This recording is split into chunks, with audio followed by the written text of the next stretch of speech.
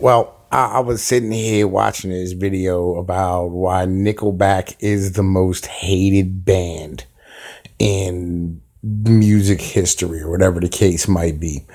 And some of the conclusions they came to,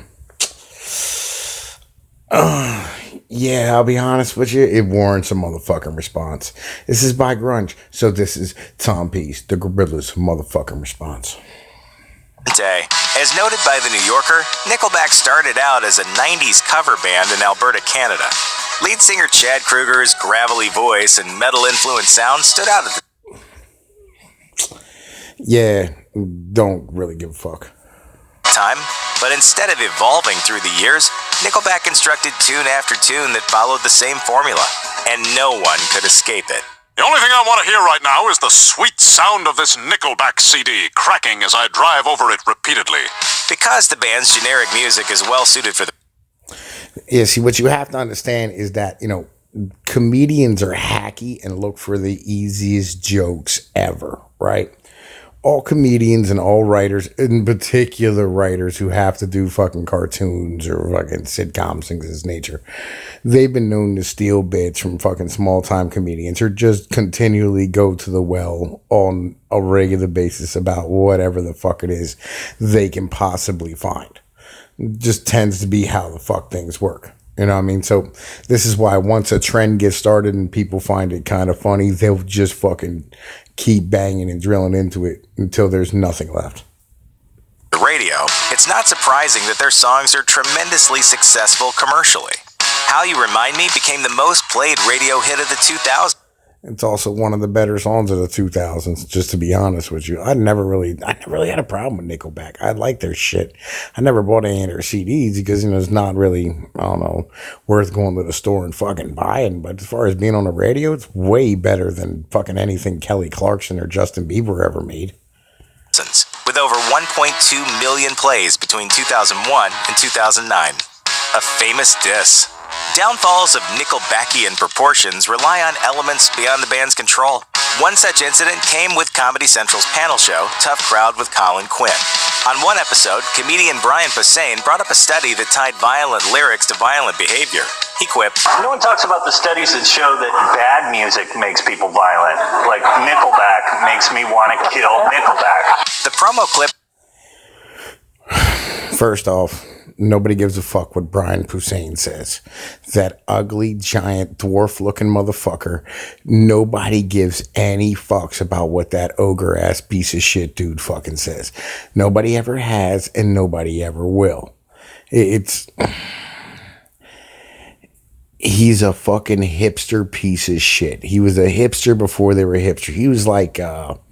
back in the day, there were guys who were super duper comic book fans or snobs about fucking music.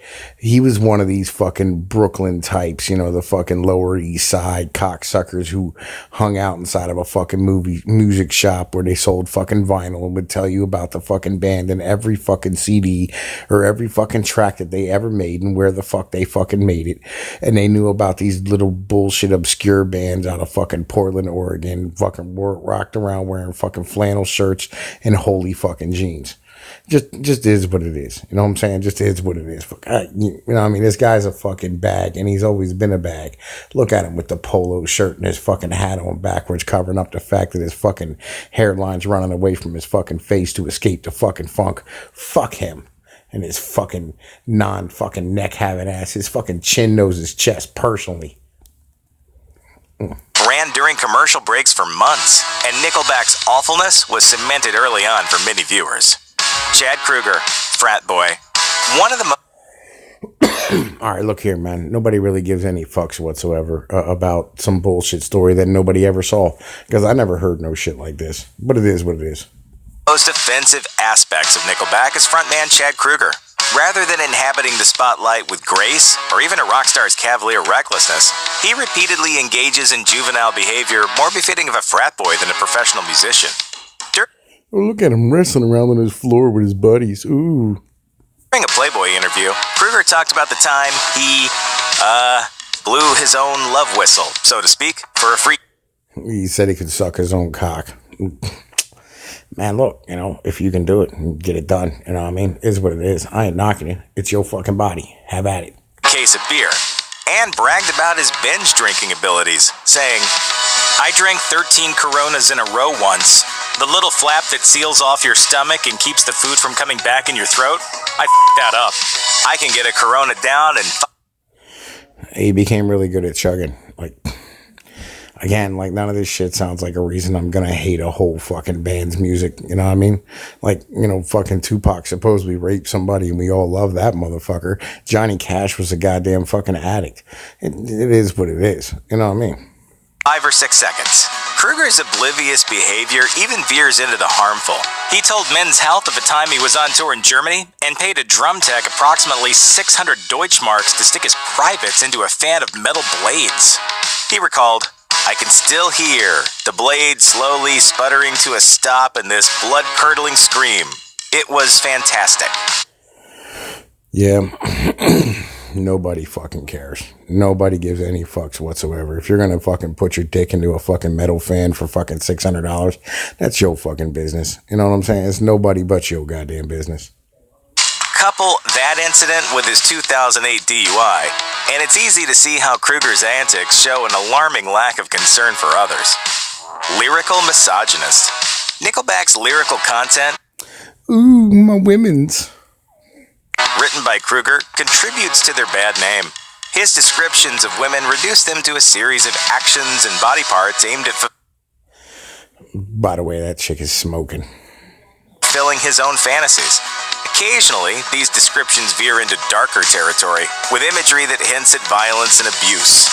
In their song Figured You Out, Yeah, nobody. Seriously, dude. Because my women's are hurt by my feelings.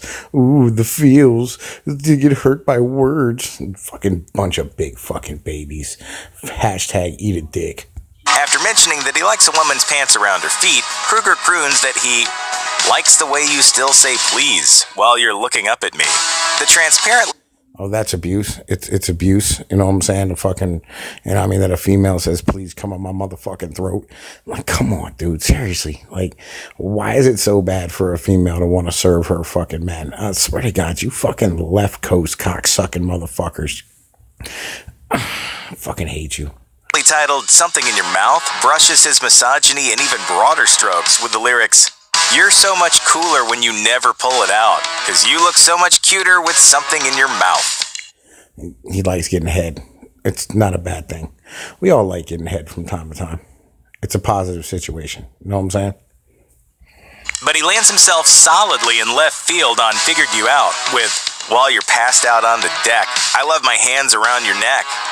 With that, many Fucking hate you people. I fucking hate them. Swear to God. I can only tolerate this, but for a little bit longer. fans took their actual self-respect and walked out on Nickelback. Patient Zero. Continuing to march onward, Nickelback took it upon themselves to create carbon copies of their band. Theory of a Dead Man is a Vancouver-based Canadian band that Kruger pulled strings for after he heard a demo tape. Besides bringing them onto the soundtrack of 2002's Spider-Man and co-writing 6 of the 10 songs on their self-titled 2002 debut, he signed them to his record label, 604 Records. Kruger continued to add... It's so bad that, you know, I mean, he's helping another local band out that he likes. Like, seriously? Like, on some serious shit? This is a bad thing. Man, fuck y'all home. Add insult to injury when he signed My Darkest Days to his label, a band which sounds like an unfortunate combination of Nickelback and Kid Rock. Furniture Rockstar. This is just hate at this point. This is just people being bullshit ass motherfucking haters. I think I'm gonna end it right here, man. But yeah, fuck these fucking people and their stupid fucking bullshit. I hope they all fucking catch cancer of the fucking nose and their ass, just to know that their fucking head was up their fucking ass for half of this fucking shit. Man, holla at your boy, Tom Peace. Later.